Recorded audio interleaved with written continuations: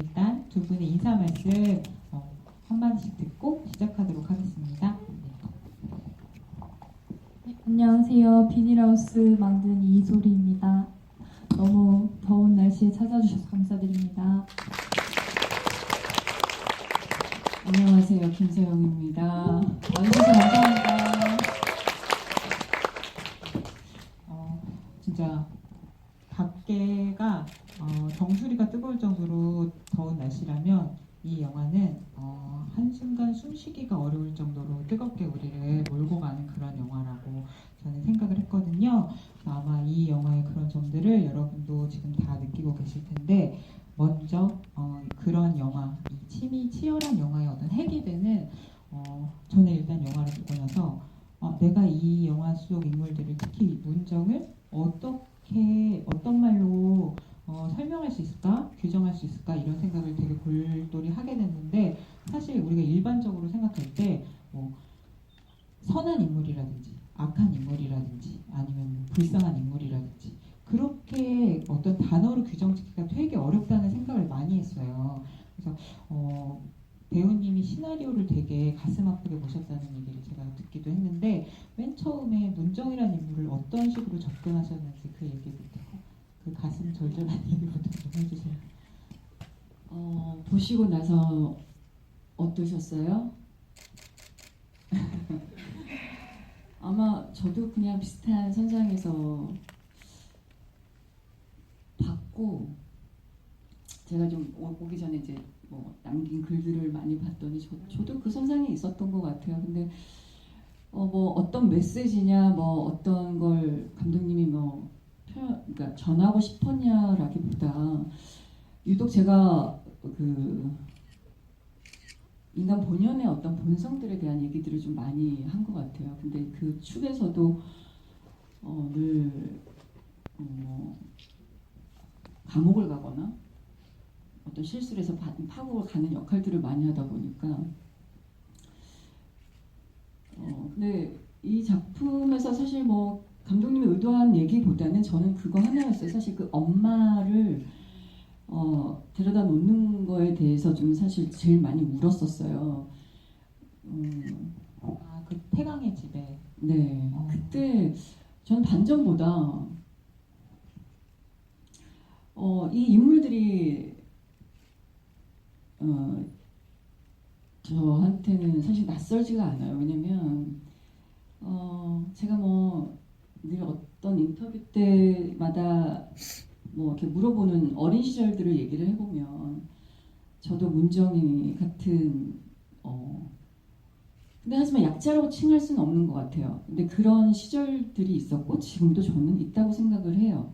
근데 그 약자라는 것은 나는 약자가 아닌데 타인들이 보는 어떤 시선에 대한 것이 약자라고 정해지는 것 같아요. 그리고 나의 환경 이런 여러 가지가 복합적인 건데, 저는 그래서 약자의 얘기다 이렇게 생각을 안 하고 저의 있었던 일들을 사실 작품을 만나면 많이 대비해봐요. 그래서 그런 마음을 느꼈던 적이 똑같이 있었겠죠? 저는 비닐하우스에 살진 않았지만 예를 들어 옥탑방부터 시작을 했다 그러면 그 시절에 겪었던 어떤 내 마음, 그런 것들이 이 모든 인물들에 녹여져 있었던 것 같고, 그리고 그 감독님이 늘 얘기하시는 그 돌봄에 대해서 저는 이미 어릴 때부터 돌봄을 받지 못했다고 생각해요. 이걸 부모님이 들으시면 섭섭할 수는 있지만, 돌봄에 대해서 이미 저는 되게 어릴 때부터 없다고 생각했기 때문에 아마 엄마 얘기가 좀 남달랐어요. 그래서 그녀의 잘잘못이 아니라, 이렇게까지 말씀드리면 안 되지만 문제 이럴 수도 있겠네 라는 생각은 왜 하냐면, 그 엄마도 요양 시설에 있잖아요. 그때 연기를 감독님이랑 딥하게 얘기는 하진 않았지만 어쨌든 엄마의 관계도 좋지 않다라는 출발점이 저는 이 작품이 첫 번째예요. 그게 딱 서고 나니까 저는 엄마를 떠올리게 되고, 우리 엄마가 들으시면 섭섭할 기사는 안 나가니까 근데 제가 둘째예요. 근데 첫째 뭐 이렇게 중간에 끼다 보니까 겪는 것들. 근데 그런 생각들이 좀 이미 어릴 때부터 남달라서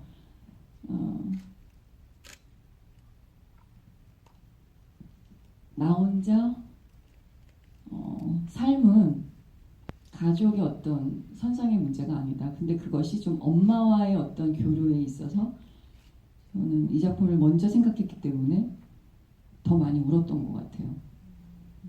얘기가 좀 서두가 없고 뭐 두서도 없는데 아니, 그러니까 인물들을 판단하고 규정하고 이러시질 않고 않아요. 원래도 어떤 작품에 대해서도 주제나 메시지를 전달한다고 생각하지는 않아요. 그 사람이 갖고 있는 성격이나 뭐 성향, 그리고 왜 이 인물이 이렇게 됐을까라는 거에 대한 어떤 중점적인 것들을 생각하지.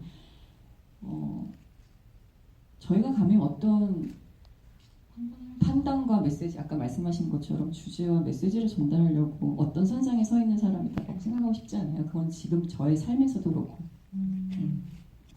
그래서 저는 약간 어떤 느낌이냐면 이걸 한마디로 규정하기가 어려운 인물이라고 계속 얘기하는 게 진짜 이 영화의 제목을 빗대서 얘기하자면 문정의 배우님 연기를 통해서 문정의 투명한 부분도 본 것 같고 불투명한 부분도 본 것 같고 안팎을 다 본 것 같고 어떤 인물을 360도 다 돌려본 것 같은 그런 느낌이었던 것 같아요. 그래서 그걸 한마디로 얘기하기 되게 어렵다 이런 생각을 되게 많이 했습니다. 잔인하게 들릴 수 있지만, 그러니까 돌봄에 대해서 그 되게 10살 이전부터라고 생각을 한 것 같아요. 제 기억에는.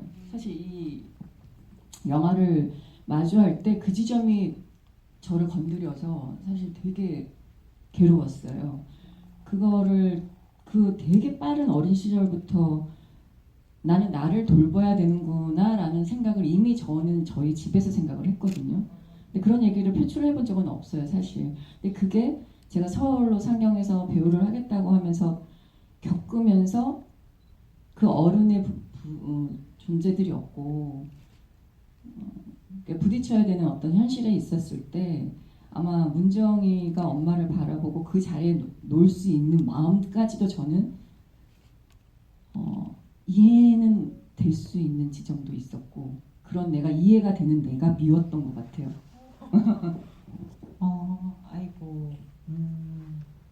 네, 근데 묘한 게 그래서 희한하게 문정을 보고 욕할 수가 없어요. 이 영화는.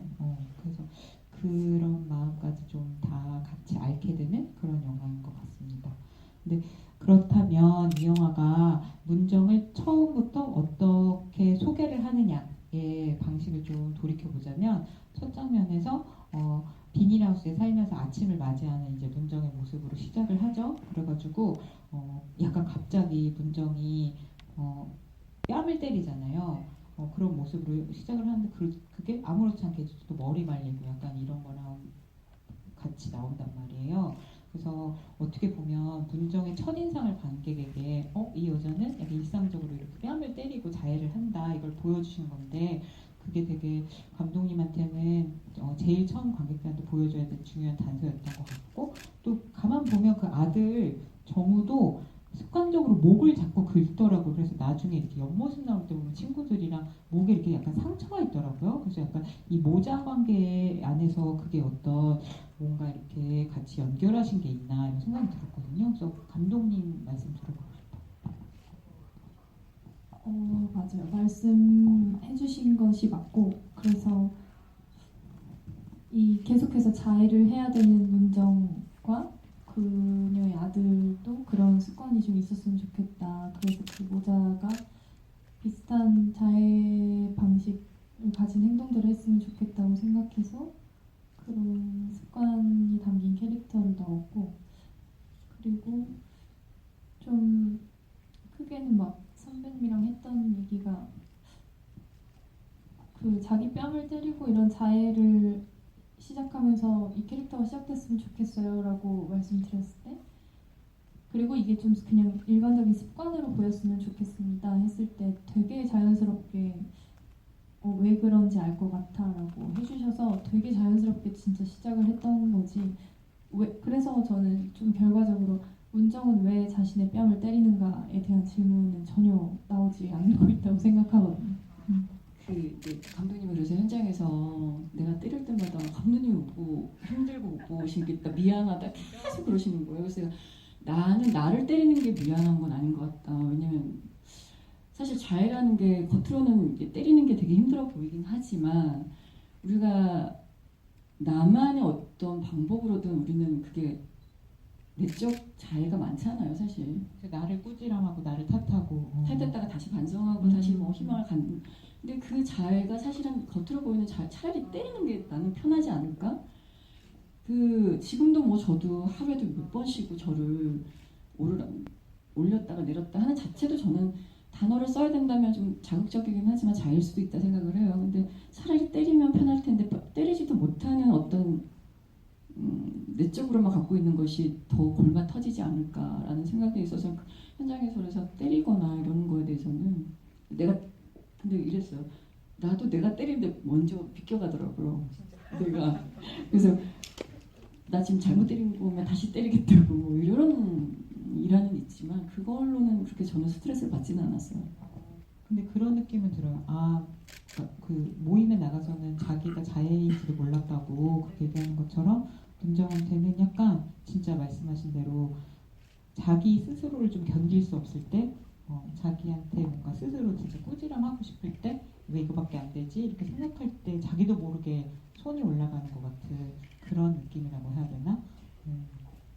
그래서 뭐 글들을 좀 찾아보니까 문정이가 오히려 더 차갑거나 오히려 더 감정을 더 드러냈으면라고 하시더라고요. 근데 저는 그 대사가 많지는 않았지만 대사의 한두 마디가 이미 다 녹여져 있어서 문정은 잘 이미 그 고통이 몸에 너무 있고 만성이어서 어떤 감정의 어떤 더 곡선이 필요 없었던 것 같아요. 네, 그래서 오히려 더 덤덤해야 된다는 게 맞다고 저는 생각을 했고 저도 뭐 맞아. 계속 어린 시절 얘기를 하지만 그런 생각들을 해보면 저도 그러니까 지금까지 버텨왔던 것 같아요. 어떻게 그 만성을 덤덤하게 받아들였지 그거를 막 어떤 날은 좀 이상하게도 생각했겠지만 그걸 잘 만성인 거를 잘 근데 다스리면서 근데 뭐 문정은 좀 다른 얘기긴 하지만 네. 맞아.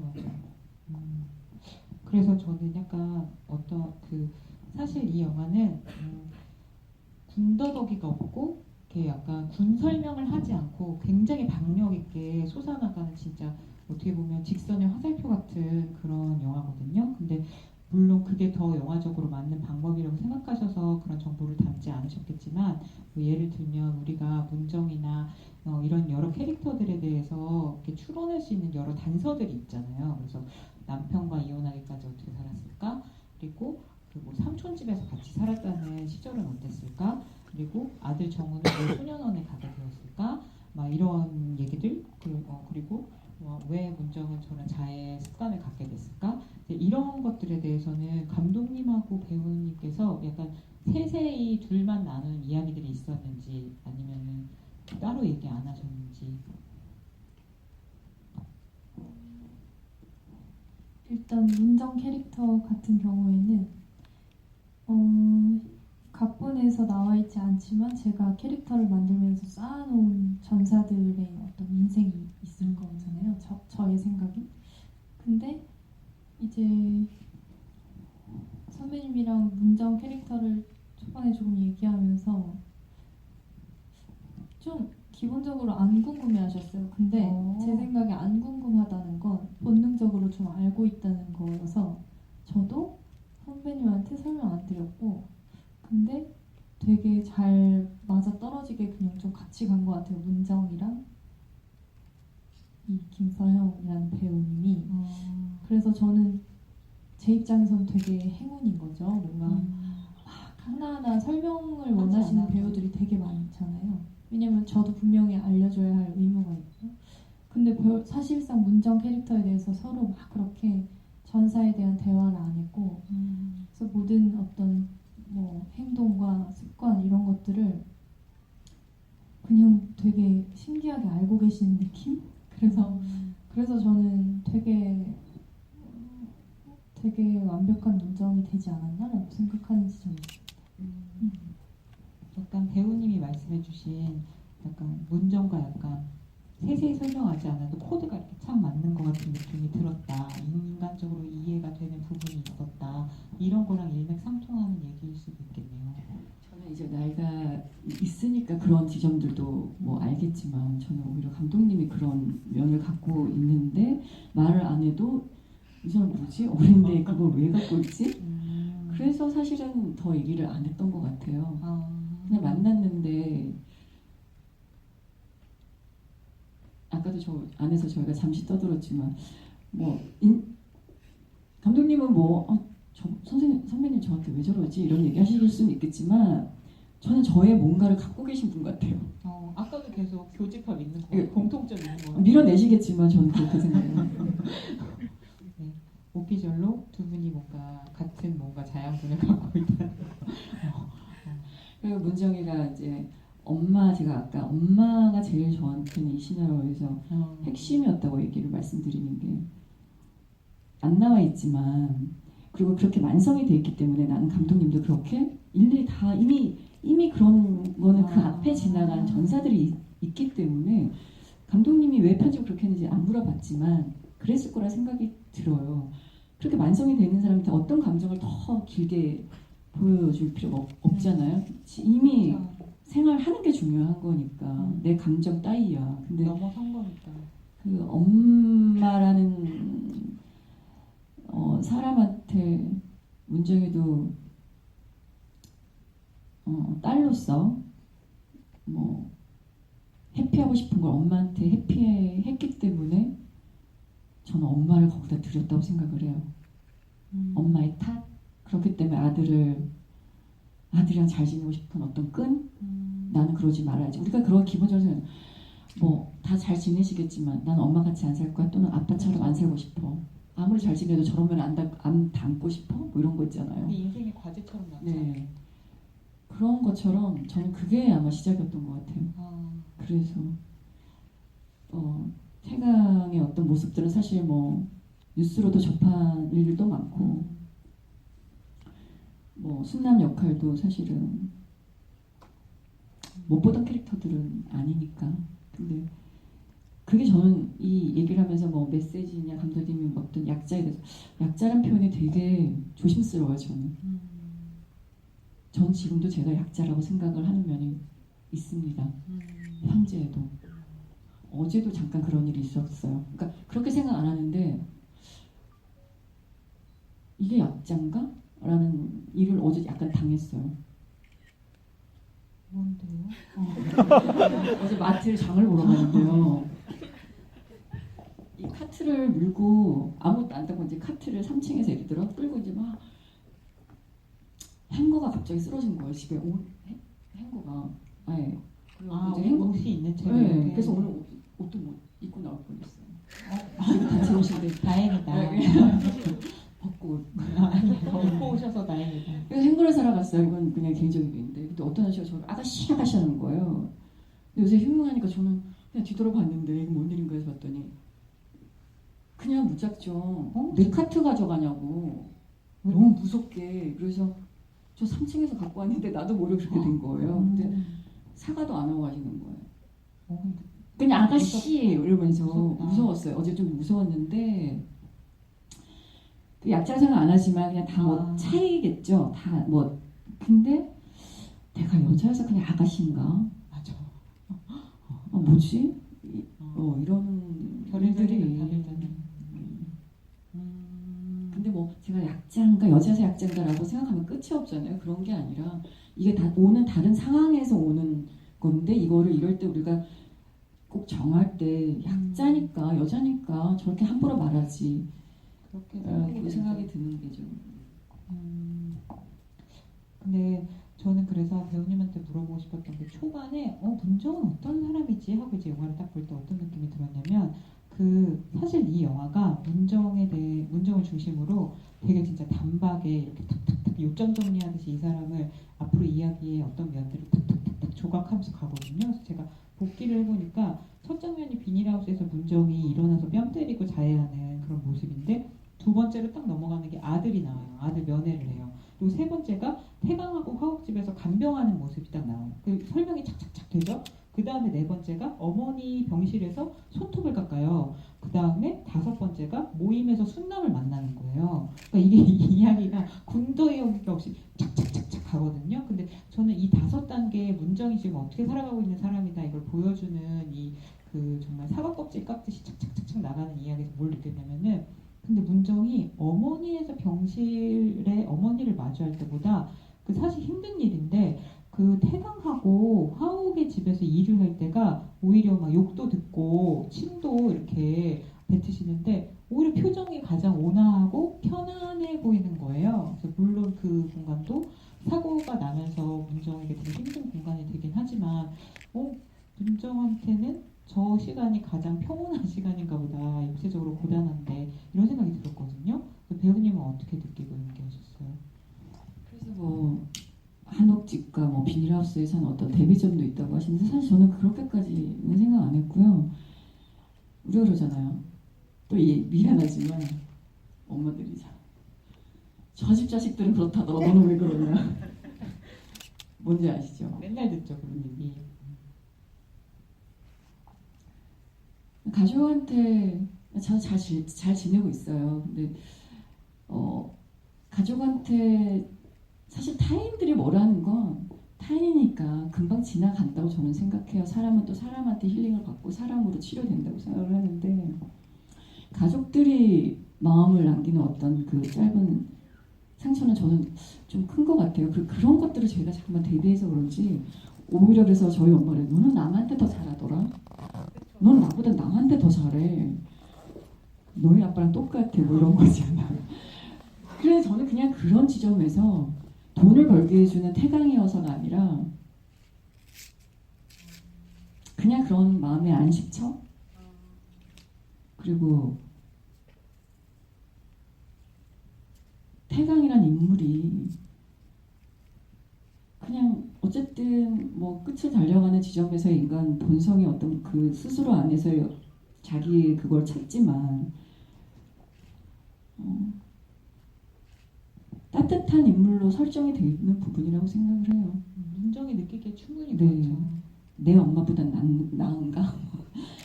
뭐 어쨌든 좋은 집이 아니라 괜찮은 사람 집에서 간병인을 하고 있는 거에 대한 어떤 저는 그게 희망이었다고 생각을 해요. 마음 놓임이라고. 네.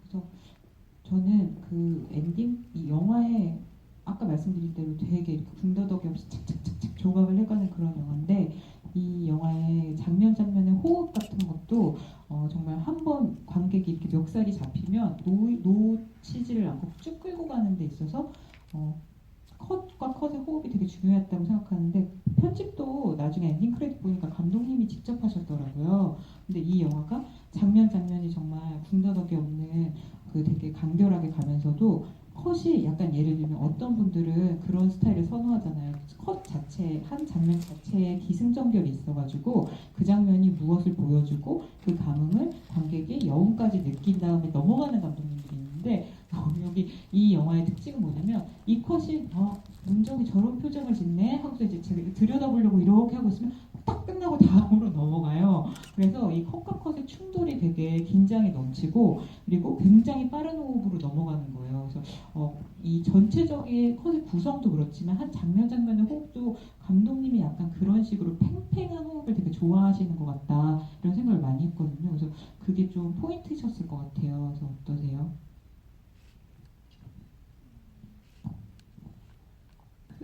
그래서 그 말씀 주신 편집점에 대한 질문을 되게 많이 받고 있는 것 같은데 그래서 이게 뭔가 좋다 아니다의 문제는 아니잖아요. 편집 포인트들이. 스타일상. 네네.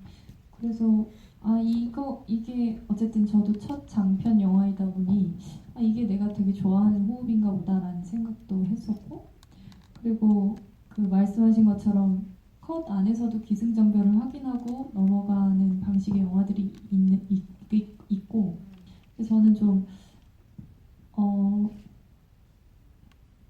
시간을 주지 않고 그냥 끝내버리면서 넘어가 버리면서 관객분들이 자기가 가진 마음 상태로 좀 이 컷을 완성시켰으면 좋겠다 이런 욕심을 좀 가진 것 같아요. 그래서 정확하게 알려주고 싶지 않은 마음도 있었고 이 영화를 보는 방식이 모든 사람이 다 다를 거기 때문에 각자의 컷을 완성했으면 좋겠다라는 마음이 되게 있었고 그리고 이 영화는 문정의 영화라고 생각을 하는데 문정도 들여다봐도 알 수가 없는 인물이라고 생각을 해서 그래서 문정과 이 그 편집점들이 좀 잘 어울리지 않았나라는 개인적인 생각을 하면서 만들었는데 그런데 어쨌든 조금 불편해하시는 분들이 계시기도 했던 것 같아요. 왜냐면 정보가 너무 없으니까 왜 친절하지 않은 거야? 왜 뭐 하나도 정확히 알려주지 않는 거야? 하신 것 같은데 개인적인 생각으로는 문정의 영화처럼 편집이 되었다라고 생각하고 있습니다. 관객분들 소감과 질문 읽어드리기 전에 저 진짜 궁금했던 거 하나만 사소한 것도 여쭤볼게요. 그 화옥이랑 그 화장실에서 사고가 나기 전에 저는 그 샷이 되게 흥미로웠는데 그 화옥이 문정한테 달려들기 전에 화옥의 시선으로 문정의 가슴께를 이렇게 보는 그 샷이 있잖아요. 그래서 저는 그 절체절명의 사고 순간에 그 샷이 들어간 게 너무 신기했거든요. 그건 왜 그런 걸까요? 끝까지 그런 사고의 순간에도 그 인간의 본능을 좀 숨기지 말아야겠다라는 의도가 있었고 아무리 그 바보가 되고 뭐 어린아이가 된 치매 상태 환자라도 자기의 집에 평생 같이 산 남편과 좀 젊은 여자가 와 있는 거잖아요. 그러면 섹슈얼한 관계는 아니었지만 그런 긴장감을 좀 넣고 싶었고 막 그 문정한테 화를 내고 막 성을 내는 이유가 여러 가지겠지만 어쨌든 그 안에 질투라는 감정이 조금 있었으면 좋겠다라는 생각을 했었고 마찬가지로 그 장면에 대해서 왜 그러는지 묻질 않으셔가지고 그렇잖아요. 우리가 뭐 드라마를 봐도 젊은 도우미가 들어오면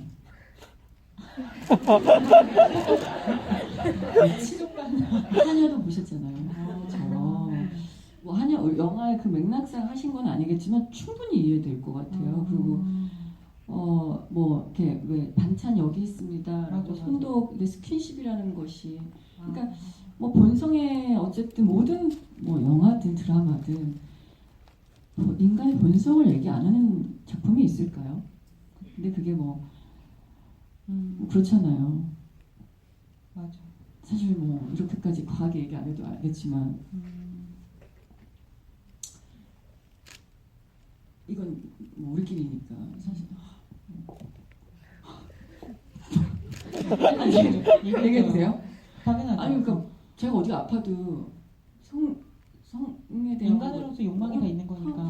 그런 분들 다 잘 지내시잖아요. 근데 없고 잘 사시는 분도 많고. 맞아. 근데 저는 어쨌든 뭐 어떤 감독님은 이제 뭐 이렇게 지뷰를 하시면서 어떤 얘기들이 당연히 머릿속에 있었고 이런 얘기를 저는 사실 오늘 처음 들어요. 기사를 보고 알았고 우리 둘은 현장에서 그런 얘기 선배님 말 그렇게 하시면 안 돼요. 나 이게 뭐 어때? 뭐 김수영인데 뭐 이러면서 우리는 말투나 뭐 혹시 이런 거에 대한 웃고 떠들고 했었거든요. 그래서 사실 힘들었는데 저 힘들었는데 기억이 안 나요. 보고 나서 저도 너무 힘들었어요. 두 분이 교감이 되는 부분이 있으셔서 다 텔레파시로 얘기하고 그렇다고 생각해요. 싫으시겠지만 근데 저는 그 일단 좀 또 슬펐던 거 그 모임에서 그 황정민 배우님께서 저 붙잡고 뭐 상급 2급 얘기하시잖아요. 그러면서 그 순남에 대해서 얘기할 때 마음 아팠어요. 왜 우리가 진짜 그 약자에 대해서 잠깐만 표현을 하신다 그러면 약자끼리 모인 그 안에서도 약자를 멀리해야 된다 알려주는 이런 것들이 오히려 더 속상하고 그리고 저는 이 영화를 시나리오를 딱 열고 많이 힘들었지만 시사인 날 보고는 모두가 안아주고 싶다. 그냥 뭐 희망이냐 이런 문제가 아니라 그냥 먼저 누군가가 나타나서 안아주기만 했어도 되는 인물들인 것 같다라는 생각에 제일 많이 힘들었어요. 맞아요. 제가 일단 여기 올려주신 내용을 좀 몇 가지 전해드릴게요. 카즈키라는 분이 일본에서 왔습니다. 김서영 배우님의 팬입니다. 사실 사전 공개도 일본에서 보러 갔는데 저번에는 한국어를 전혀 못하는 일본인 친구와 봤는데 그 친구가 대사를 이해할 수 없었지만 영화의 세계로 빠져들었다고 얘기했습니다. 그래서 연기가 서영 배우님 연기가 좋아서 한순간도 지루하지 않았다고 합니다. 그래서 그 치열한 거는 언어를 넘어서 전달이 되나 봐요. 그래서 이분은 감상을 이렇게 얘기해 주셨는데 약간 서영 배우님, 다른 배우님들 연기가 압도적이었기 때문에 이 주제가 언어와 문화의 장벽을 넘어서 사람들한테 전해진 것 같다. 그래서 일본에서도 개봉을 해서 많은 분들이 봤으면 좋겠다. 이렇게 얘기를 해주셨습니다. 그리고 문정하우스라는 분은 오늘이 6번째 보시는 날이에요.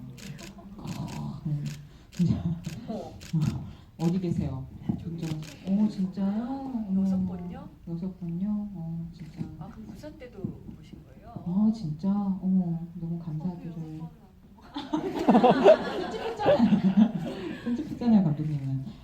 그리고 여기 이거 일단 힘들어요님께서 저도 이거 물어보고 싶었는데 감독님이 생각하는 이 영화의 장르는 무엇일까요? 어머님이 그 죽은 이후로는 그러니까 그 태강의 아내 화호 시각장애를 장치로 사용하는 스릴러 같기도 하고 이렇게 볼 여지도 되게 충만하죠. 그리고 끝없이 파멸하는 인간에 대한 이야기 같기도 합니다. 그 소영 배우님이 왜 힘들었다, 너무 아프다 이게 약간 볼 때마다 감상이 그런 식으로 달라질 수도 있다고 얘기하시는 것처럼 이 영화를 어떻게 받아들이느냐가 되게 다를 수 있을 것 같아요. 그래서 이에 대해서 답을 해주시면 좋겠어요. 저는 기본적으로 범죄 드라마의 형식을 좀 잡아놓고 각본 작업을 했는데 그리고 막 계속 말씀드린 것처럼 그 안에는 따뜻한 면도 있으니까 봐주세요 막 이렇게 했는데 이게 결과적으로 되게 많은 분들과 그리고 저만 인정을 하고 싶지 않았던 건지 이 영화는 스릴러 영화다라고 계속 말씀을 해주셔서 그래서 막 이제 계속 질문도 다음 영화도 스릴러 준비하고 계신가요? 막 이러시는 거 보니까 그렇다면 내가 스릴러를 좋아하는구나 이런 요새 이렇게 받아들이고 있는 중입니다. 인정의 시기로 네네. 들어왔습니다. 네. 여기 근데 히읗이라는 아이디 분은 이게 내용이 가슴 아픈 이야기니까 차라리 편집을 친절하게 모든 이야기에 설명을 해주면서 갔으면 영화가 오히려 더 보기가 힘들고 끔찍했을 것 같다. 그래서 저는 이렇게 되는 편집이 오히려 좋았습니다라고 얘기를 해주시기도 했습니다. 근데 저는 약간 영화 처음에 보고 이 영화가 되게 묘하다라고 생각한 게 예를 들면 어쨌든 이거는 문정이고 뭐 무슨 태강이고 순남이고 결국은 다 파국으로 가는 얘기잖아요. 근데 진짜 배우님이 얘기하신 것처럼 누가 정말 따뜻하게 안아줬으면 그렇게 되지 않았을 텐데 이제 어디서부터 잘못된 걸까 이런 거를 이렇게 거슬러 올라갈 때 약간 묘한 게 뭐냐면 이게 100%이 인물들이 못된 욕망을 품었기 때문만은 아니거든요. 그리고 얄궂은 운명의 장난 같은 부분들이 있었고 거기서 인물들이 근데 그 욕망이 아주 이해 못할 만한 이상한 욕망은 아니잖아요. 그러니까 운명의 장난이랑 욕망이 합쳐져서 이상하게 굴러간 게 도미노처럼 이상한 방향으로 세 인물이 다 얽혀 들어가면서 다 파국이 되는 거예요. 그래서 이거는 사실 100% 인물들의 선택 때문이라고 얘기할 수도 없고 그리고 100% 운명 때문이라고 얘기할 수도 없어요. 그러니까 약간 보고 나서 저는 아까 그 배우님이 감독님은 나이도 그렇게 많은 게 아닌데 어쩌다 이런 얘기를 다 느끼고 쓰신 걸까 하는 게 진짜 묘하게 다가왔던 게 그런 거는 사실 정말 좀 살아본 다음에 느끼는 건 것 같은데 감독님이 어떻게 이렇게 인물의 선택과 운명이 묘하게 결합되는 이야기를 쓰신 거지? 그런 일이 생각이 들었거든요. 거기다 또 태강이 그런 얘기도 하잖아요. 막 그 영상 편지 쓸 때 손주들한테 삶의 마지막 남기는 이야기가 선택과 결정이 중요하다. 막 이렇게 얘기하는데 사실 영화에선 그렇다고 할 수는 없잖아요. 100%. 그래서 그 점을 되게 저는 물어보고 싶었어요. 감독님한테.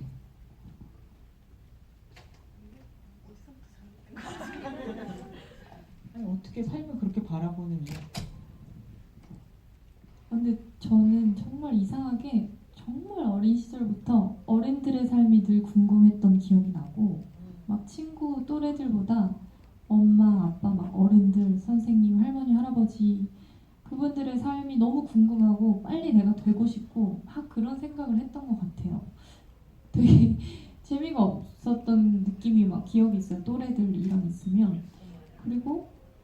그게 이제 계속 나이가 먹으면서도 비슷한 방향이고, 그리고 지금도 뭐 친구들 만나는 것보다 서영 선배랑 만나는 게 더 재밌어요. 그건 저희도 그럴 것 같아요. 네. 그래서 그러니까 제가 되게 흥미로워하고 알고 싶어하는 사람이 무조건 저보다 조금 더 뭔가 경험을 한 사람인가 봐요. 그래서 그냥 본능적으로 좀 나보다 좀 더 많은 사람을 보고 많은 일을 겪고 조금 더 살아본 사람들에 대한 흥미를 좀 느끼지. 그래서인 것 같아요. 그래서 저는 막 그 노인분들도 너무 재밌고 막 이게 다들 막 너무 힘들었겠다고 하시는데 전 너무 재미있어가지고 지금도 너무 재밌게 지내고 있고 그런 것 같습니다. 네. 근데 기본적으로 그렇게 생각하세요? 인생이 100% 선택과 결정만으로는 되는 게 아닌데 운명의 장난 같은 것도 있고 그 둘이 결합돼서 들어가는 거다 이렇게 생각하세요? 네, 완전 그 영화 보신 분들 중에 많이 코멘트가 어디서부터 잘못된 걸까라는 말씀들을 하셨는데 저는 그게 긍정의 방향이어도 똑같다고 생각하거든요. 어디서부터 이렇게 행복해진 걸까? 어떻게 하다가 내가 이렇게 살게 된 걸까? 막 한치 앞도 모르고 계획대로 안 되는 거잖아요. 그런 지점이었습니다. 근데 그러면 셋 다 어떻게 구원할 방법이 없지? 그래서 여기 선필님께서 그러니까 감독님도 이런 어떤 주제 아래서 어떤 결말을 보여줘야 할까도 되게 고민을 많이 하셨을 텐데 선필님은 이 영화의 이 결말에 대해서 일단 배우님께 이렇게 질문을 하셨어요. 결국 문정은 아들을 바라보고 아들을 사랑하기 때문에 같이 살기 위해서 결국은 어떻게 보면 정말 죄책감을 느끼면서도 비윤리적인 행동을 한 건데 그게 그 정말 사랑이나 모성애 같은 걸로도 그런 극단적인 행동까지 할 수 있다는 게 무섭다는 생각도 들었다. 근데 그래서 마지막 비닐하우스를 불태우는 모습을 볼 때 뭘 느끼셨냐면 후련하다 막 약간 이걸 느끼기보다 이분은 슬픈 눈빛이 너무 가슴이 시렸다고 문정의 슬픈 눈빛이. 그래서 사실 이 결말은 약간 한마디로 형용하게 이 영화가 그런데 한마디로 형용하기가 되게 힘들어요. 약간 정말 약간 파국으로 치달았으니까 다 너무 이 영화는 정말 비관적인 영화다 이렇게 얘기하기에는 묘한 쾌감이 있고요. 그리고 그렇다고 하기에는 되게 슬퍼요. 셋 다 어떻게 보면 어쨌든 이 영화 결말 뒤에 다 큰일 난 거잖아요. 그러니까 너무 힘들단 말이에요. 그래서 그 배우님은 뭘 느끼셨는지 그 장면을 찍으실 때 그리고 그 이어서 감독님의 고민도 좀 들어보겠습니다. 어느 선상에 있더라도 삶은 타인의 어떤 뭐 선택론보다 내 선택과 내 결정에 의해서 희노애락이 있는 것 같아요. 그래서 뭐 그렇게 보실 수도 있겠지만 저는 후련하다 뭐 이런 거보다 아까 처음 말씀드렸던 것처럼 그냥 아무 계기는 있었겠지만 그렇게까지 끝에 가야 되는 계기는 있지만 저는 문정도 이기적이라고 그냥 생각해요. 아들에 대한 어떤 핑계 삼아 어떤 행동들을 그렇게 볼 수는 있지만 자기 자신만 생각해서 그 집요함에 대한 이기심인 것 같아요. 그래서 저는 오히려 거기에 아들이 있었나라고 생각을 못하고 그냥 어떤 뭐 소리나 아니면 진짜 잘 비닐하우스가 잘 타고 있나 하우기가 저 안에서 뭐 이런 여러 가지 줄어서 생각을 했었어요. 그래서 감독님이 근데 저기 아들이 죽는 걸로 생각해야 돼요? 우리 뭐 이랬을 때 저는 사실 아무것도 안 뒀어요. 아무것도 그냥 무슨 소리가 났나? 아니면 태웠는데 어떠지? 그러니까 무감각한 상태인 것 같아요. 문정은. 그 결말까지 가기까지 약간 문정이 너무 지쳐 있는 네. 상태니까. 그래서 저는 의미를 많이 부여하진 않았던 것 같아요. 생각 외로. 그리고 의미를 부여하지 않고 어떤 설명을 굳이 안 해도 제가 아까 말씀드렸지만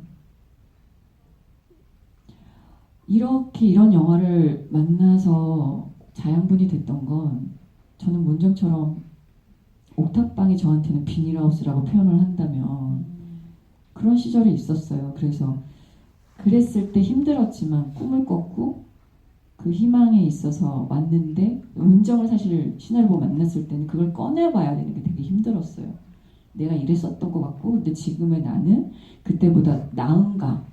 라고 물어보면 사실 저는 제가 하고 싶은 연기만 하고 있는 거 외에는 사실 만족하냐 안 만족하냐 그런 부분에서는 사실 좀 무감각한 것 같아요. 하고 있는 것만으로도 그 어려웠던 지금도 어려울 수 있는 것들을 헤쳐나가는 것 같아요. 그래서 문정이가 어떤 설명, 감독님이 어떤 설명을 안 들어도 그냥 나갔다는 생각도 들었어요. 근데 우리도 일상의 매일매일에 살면서 약간 모든 걸 느끼면서 살아갈 수는 없으니까 그런 거 말씀하시는 저는 거. 느끼고 많이 기억해 두는 것 같아요. 제가 배우고 연기를 해야 돼서 그런가 봐요. 그리고 모든 연기를 할 때 그 지점에서 출발을 해요. 근데 다 우연히도 그런 일을 겪었던 경험이 너무 많은 역할들에 제가 연기를 하게 돼 있어서 원 없이 울고 원 없이 소리를 지르고 원 없이 독하게 하는 것 같아요. 그래, 근데 어떻게 보면 약간 어떤 결심이나 이런 게 보이지 않고 정말 그 지친 모습이 보이기 때문에 이분이 느꼈던 처연함, 슬픔 같은 게 좀 느껴진 게 아닐까 하는 생각이 들고 감독님도 시나리오 쓰시고 연출하시면서 그 마지막 장면이 정서적으로 어떻게 보일까라고 고민 많이 하셨을 텐데. 근데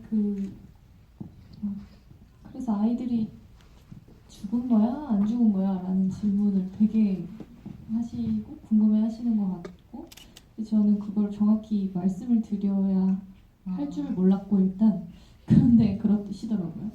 근데 제가 중요하게 잡은 포인트는 이제 이 엔딩을 정말 그 관객분들 입장에서 완성시켜야 되는 엔딩이라고 생각을 한 지점이 관객이 예. 아들이 죽었건 혹은 죽지 않았건 두 가지 다 문정에겐 똑같이 지옥인 상황이라고 생각을 하고 있어요. 그리고 그래서 생각하기 나름이라고 생각을 하고 그리고 그럼에도 불구하고 문정은 절대로 자기의 삶을 포기하는 사람이 아니라고 생각을 하기 때문에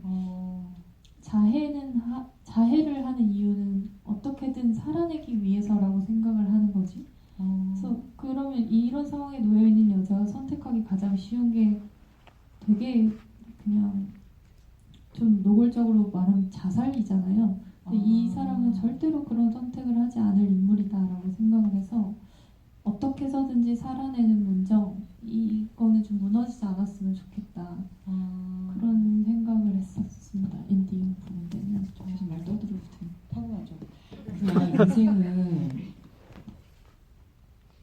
흘러가게 돼 있잖아요.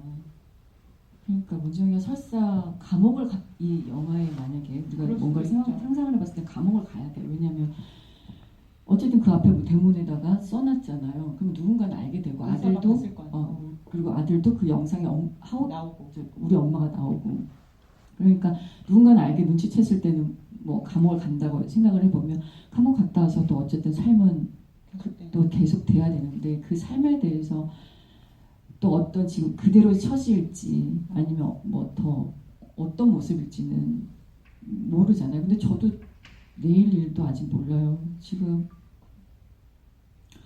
그러니까 뭐 지금 어쨌든 뭐 TV 틀면 요새 계속 비슷한 일들이 많이 생기면서 내일 일도 모르는 일들이 더 많아지나라는 생각을 해보면 사실 이 우리 영어의 문정 뭐 이런 일들이 이제는 우리 스스로가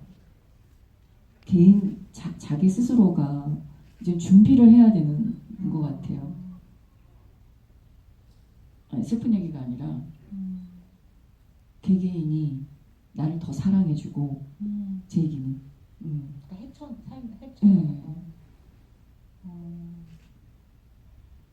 비닐하우스를 불태울 약간 용기처럼 네.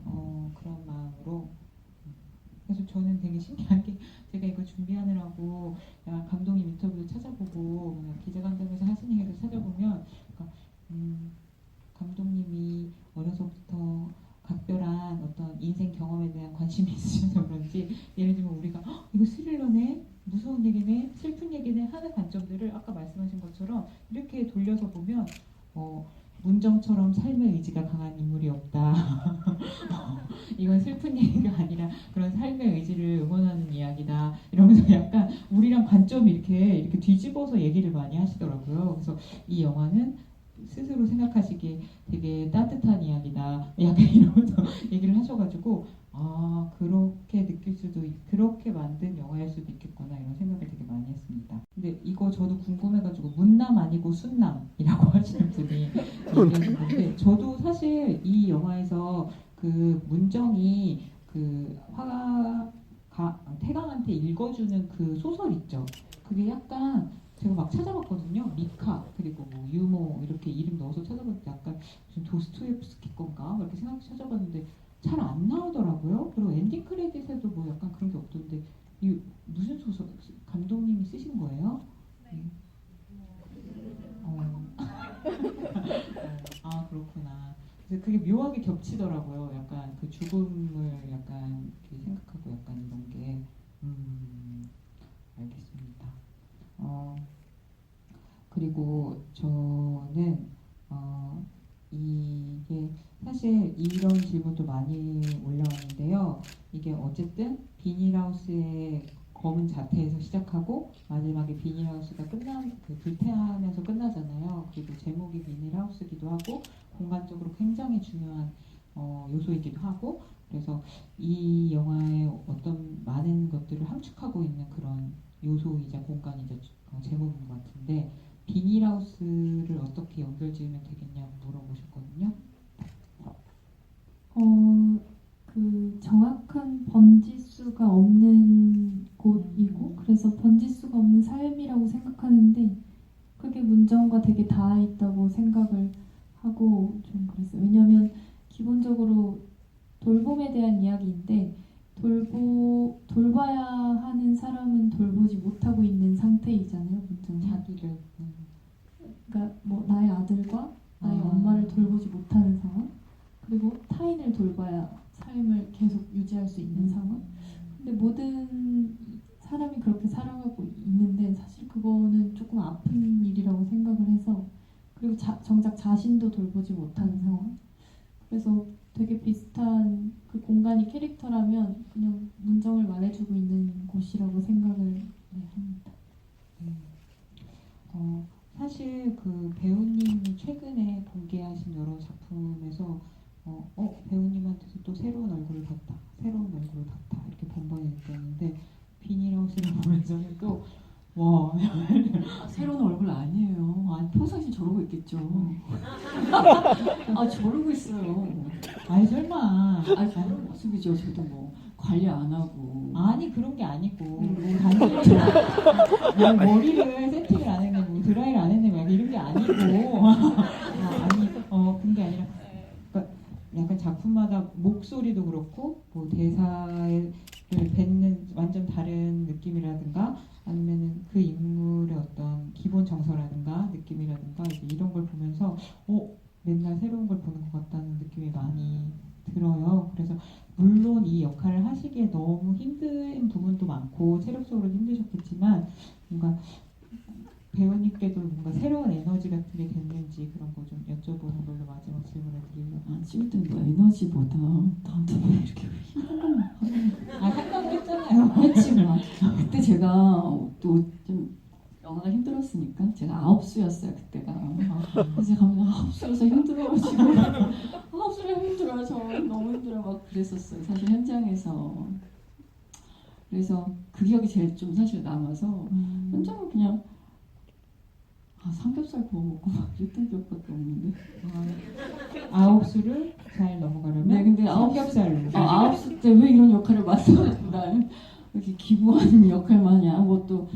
근데 받아들이는 게 뭐냐면 제가 아까도 말씀드렸던 것처럼 제가 할 수 있는 그 이 나이까지 오면서 느낀 게 잘 표출할 수 있을 것 같고 표현할 수 있을 것 같아서 이게 내가 하는 게 맞다라고 생각했던 것 같아요. 덕분에 우리는 좋은 영화를 보게 된 것 같습니다. 네. 이게 사실 진짜 엄청 지금도 막 이렇게 올라오고 감상도 많은데 7번 보신 분도 있다 그러고 막 이러는데 누구예요? 7번 누구? 여기 앞쪽에 계시는구나. 그럼 물어봐도 돼요? 매력이 그러니까 왜 7번까지 보신 거예요? 원래 그러시는 거예요? 원래 영화 볼 때마다? 그런 건 아닌데 배우님 좋아해서 보는 것도 있고 영화 자체가 되게 제 스타일이었어요. 계속 봐도 또 새로운 게 보이는 그런 영화라서 네. 네, 우리 다 공감합니다. 네. 이거 다 말씀드리고 싶은데 다 못 드려서 너무 죄송하고요. 시간이 다 돼가지고 네, 끝으로 두 분의 오늘 같이 하신 소감, 인사 한 말씀 듣고 마무리하겠습니다. 너무 감사합니다. 정말 너무 감사드리고 계속 상영되고 있으니까 입소문 좀 많이 내주십시오. 감사합니다.